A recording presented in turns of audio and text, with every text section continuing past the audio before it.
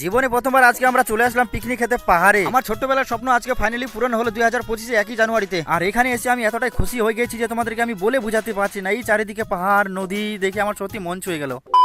Hello বন্ধুরা, নমস্কার। আমি অজয় সাইডটা ছোট্ট নতুন মিনি ব্লগ নিয়ে চলে আসছি। সবাই একটু একটু করে কাজ করতেছে, কারণ সবাই আসছি, সবারই একটা করে দায়িত্ব থাকা দরকার। গাড়িতে আমাদের যতগুলো জিনিসপত্র ছিল সব আমরা নামিয়ে নিলাম। তারপর সবাইকে টিফিন দেওয়া হচ্ছে। আমি আর আমার টিফিনটাকে নিয়ে চলে আসলাম নদীর কিনারে। আমি আর কিছু আরো দাদা ভাইগুলা ছিল, সবাই মিলে বসে একসাথে বিন্দাস খাচ্ছি। খেয়ে দিয়ে তারপর আমরা এখানে ছবি তুললাম, কারণ এখানে সূর্যের লাইটটা সেই লাগতেছে। ছবি টবি তুলে আমরা চলে আসলাম রাস্তার দিকে। এখন আমরা যাবো ব্রিজের ওই পারে। এইগুলা জায়গা কি একদিনে দেখে মন ভরে? সত্যি এখান থেকে বাড়ি গেলে আমি অনেক মিস করবো এইগুলা জায়গাকে। তো এখন আমরা চলে আসলাম ব্রিজের উপরে, আর এখান থেকে দেখতে এতটাই সুন্দর লাগতেছে ভিউটা। আর এখানেই থাকে আমাদের ভারতবর্ষের হিরো। এখানে আর্মিরা ট্রেনিং করে, আমরা সবাই দেখছিলাম ব্রিজের উপর থেকে।